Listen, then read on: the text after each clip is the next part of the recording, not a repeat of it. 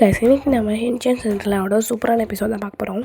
ஸ்டார்டிங்கில் ஒரு வீடு அப்படியே க்ளோஸ்அப்பில் காமிக்கிறாங்க. அந்த வீட்டுக்குள்ளே தான் இப்போ வந்து சென்ட்ரலாக வேலை செய்ய போகிறான். நேரம் வந்து ஒருத்தர் அவங்க வந்து வராரு. நான் ஒரு வேலைக்காரியை வந்து அப்பாயிண்ட் பண்ணியிருக்கேன், அவள் தான் இனிமேல் இதெல்லாம் பண்ணுவா அப்படின்னு சொல்கிறாரு. நேரம் நம்ம சென்ட்ரலாக வந்து உள்ளே வரா. அதுக்கடுத்து வந்து என் பார்த்தா சென்ட்ரலா அப்படின்னு சொல்கிறான். நேரம் வந்து அவங்க கேட்குறாங்க, என்ன இவ்வளோ அழுக்காக இருக்கா அப்படின்னு கேட்குறாங்க. அதுக்கு வந்து இவர் வந்து நம்ம பார்த்துக்கலாம், இனிமேல் இப்போ தான் எல்லா வேலையும் செய்வான், நம்ம ஒன்றுமே செய்ய தேவையில்ல அப்படின்னு சொல்கிறாரு. உடனே சரி ஓகே அப்படின்னு சொல்லிடுறாங்க அவங்களும்.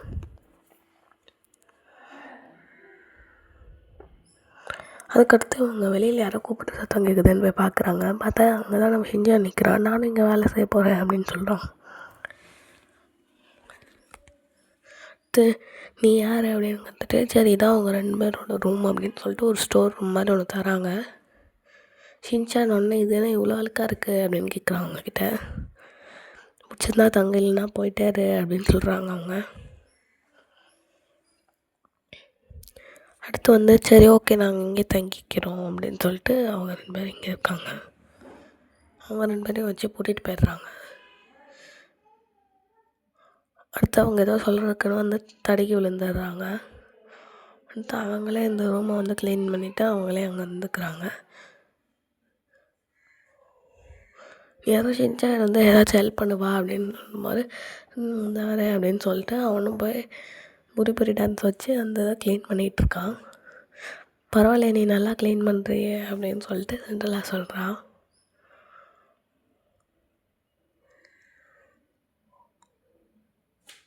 இப்போ நீ எனக்கு அதான் ஹெல்ப் பண்ணுவேன் அப்படின்னு சொல்லிட்டு அவனும் சொல்லிட்டு கண்கலங்கிடுறா. அடுத்து ஹின்சான் பார்த்தா அதுக்குள்ளே வந்து அவன் தூங்கிட்டுருக்கான். அடுத்த நாள் ஆயிடுது. நேரம் வந்து இவங்க வந்து ஹின்சானையும் சென்ட்ரலாகவே வந்து நிறையா வேலை வாங்கிட்டுருக்காங்க. நேரம் வந்து ஹின்சான் மட்டும் வந்து அப்படியே நியூஸ் பேப்பர் படிச்சிட்ருக்கான். யாரும் அந்த நியூஸ் பேப்பர்லேருந்து ஒரு லெட்டர் விழுது. பார்த்தா இந்த நாட்டு இளவரசனோட யார் வந்து இந்த இளவரசியை அதை முடிவு பண்ண போகிறாங்க, அதனால் இதை நம்ம பொண்ணை ஆக்கிடலாம் அப்படின்னு சொல்லிட்டு அவங்கக்கிட்ட சொல்லிகிட்ருக்காங்க. அடுத்த நாள் வந்து இவன் அந்த இளவரசனோட கோட்டையவே பார்த்துட்டு தொடச்சிட்ருக்கா. ஆனால் இந்த ட்ரெஸ்ஸை போட்டிருக்கேன், என்னால் எப்படி இளவரசி ஆக முடியும் அப்படின்னு சொல்லிட்டு அவன் பாட்டுக்கு பண்ணிகிட்ருக்கான். அதை பார்த்து ஹின்சான் வந்து மனமாக கத்திகிட்ருக்கான். அந்நியாரம் அங்கே வந்து ஏதோ சூப்பர் பவர் மாதிரி என்னமோ நடக்குது. அந்நியாரம் அங்கே வந்து ஒரு ஃபேரி வருது. நான் தான் ஃபேரி, உங்களுக்கு என்ன வேணுமோ அதை நான் நிறைவேற்றிக்கிறேன் அப்படின்னு சொல்லுது. அங்கே ஒரு பூசணிக்காய் இருக்குது. உடனே இதை பார்த்துட்டு அதை வந்து அப்படியே ஒரு இதுவாக மாற்றிடுது. ஒரு வண்டி மாதிரி ஆனாலே, குதிரை வண்டி மாதிரி ஆனாலே ஹின்சானே சென்ட்ரலாவையும் அழகாக மாற்றிடுது. இப்போ நீங்கள் அந்த இதுக்கு கோட்டைக்கு போயிட்டு வரலாம் அப்படின்னு சொல்லிட்டு அந்த ஃபேரி வந்து சென்ட்ரலாகிட்டே ஹின்சான்கிட்டே சொல்லுது. அடுத்து வந்து அப்படியா அப்படின்னு சொல்லிட்டு அவங்களும் வந்து ஏறி போகிறாங்க. ஆனால் வந்து அந்த ஃபேரி சொல்லுது, நீங்கள் வந்து 7 மணிக்குள்ளே வந்துடணும், இல்லைனா வந்து நீங்கள் பழைய மணிக்கு மாற்றிடுவீங்க அப்படின்னு சொல்லுது. உடனே வந்து 2 பேரும் கிளம்பிடுறாங்க. அங்கே போய் பார்த்தோன்னே அந்த இளவரசன் இருக்கார். நம்ம சுற்றி வந்து நிறையா பொண்ணுங்களாம் நிற்கிறாங்க. அந்நேரம் நம்ம வந்து சென்ட்ரலா வரா. அவளை பார்த்தோன்னே இளவரசன் வந்து மயங்கிறாரு.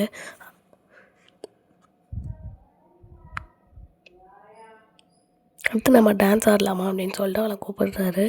இவளும் ஓகே அப்படின்னு சொல்கிறான்.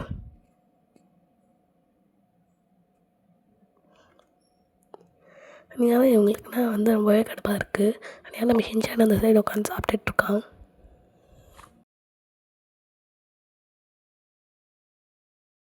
ஹின்சான் அவங்க 2 பேரும் டான்ஸ் ஆட மோக்கிறதுக்கு குறுக்க போயிட்டுருக்கான். கரெக்டாக நேரம் 7 மணி ஆகுது. இப்போ கிளம்பி ஆகணும் அப்படின்னு சொல்லிட்டு அவங்க சென்ட்ரலாக வந்து இப்போ வந்து ஓடுறா. அவள் ஓடும்போது தெரியாமல் அவளோட ஒரு செப்பலை வந்து அங்கேயே விட்டுட்டு போயிடுறா. செப்பலை பார்த்தோன்னே அந்த போய் அவன் எடுக்க போகிறான். எடுத்தவொடனே அதுலேருந்து ரொம்ப பேட் ஸ்மெல் வருது. அதுக்கடுத்து அவன் வந்து இந்த செப்பலை யாருக்கு பார்த்துட்டோ அவங்க தான் என்னோட இளவரசி அப்படின்னு சொல்லிட்டு கத்திக்கிட்டே வரான். இதெல்லாம் வந்து ஜன்னல்லேருந்து அந்த வீட்டோட ஓனர் வந்து பார்த்துட்டே தான் இருக்கார். இப்போ வந்து அந்த செப்பலை நீங்கள் உடைக்கணும்னு சொன்னோன்னே இவங்களும் அந்த புல்லட்லாம் போட்டு அதை உடைக்கிறாரு.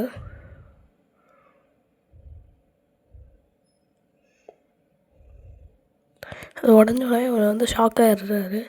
அடுத்து வந்து இவளை வெளியில் போட்டால் இப்போ சேர்ந்துருவா அப்படின்னு சொல்லிட்டு இவளை கட்டி போட்டு வச்சுருக்காங்க.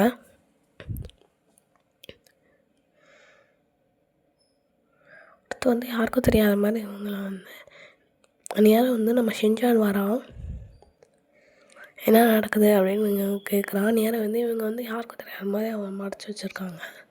நேரம் இவளோட கால் மட்டும் தெரியறதுனால ஷின்சான் அவளோட காலை பிடிச்சி இழுத்துட்ருக்கான். இழுத்த ஃபோர்ஸில் வந்து அந்த சாக்ஸ் வந்து கலண்டுருது. அவங்க ஜன்னல் பக்கத்தில் நின்றனால அந்த சாக்ஸ் வந்து வெளியில் போய் விழுந்துருது. அது இளவரசனோட மண்டையிலே போய் விழுந்துருது. இதுலேயும் அதே பேட் ஸ்மெல் இருந்தனால இப்போ இந்த வீட்டில் தான் வந்து சென்ட்ரலாக இருக்கா அப்படின்னு சொல்லிட்டு அவனுக்கு தெரிஞ்சுருது. ஸோ வந்து இந்த வீட்டுக்கு ஃபாஸ்ட்டாக வரான். நேரம் வந்து இளவரசனை வந்து பார்த்துட்றான். சென்ட்ரல் அவள் கட்டி போட்டு வச்சுருக்கான். இது யாரோட சாக்ஸ் அப்படின்னு கேட்குறான். நேரம் வந்து ஷின்சான் இருந்தால் இவங்களோட சாக்ஸ் தான் அப்படின்னு சொல்கிறான். இது பார்த்தோன்னே நேற்று வந்து ஒன்றும் இவளே தான் அப்படின்னு சொல்லிட்டு கன்ஃபார்ம் பண்ணிடுறான். அடுத்து 2 பேரும் வந்து ஒன்று சேர்ந்துடுறாங்க. அடுத்து வந்து இளவரசன் வந்து இவளை வந்து வேறு ஒரு இதுக்கு அவங்களோட கோட்டைக்கு கூட்டிகிட்டு போயிடுறாரு. ஷின்சானுக்கும் நிறைய பொம்மை வாங்கி தர்றாரு. அப்படியே இந்த கதையை வந்து முடிக்கிறாங்க.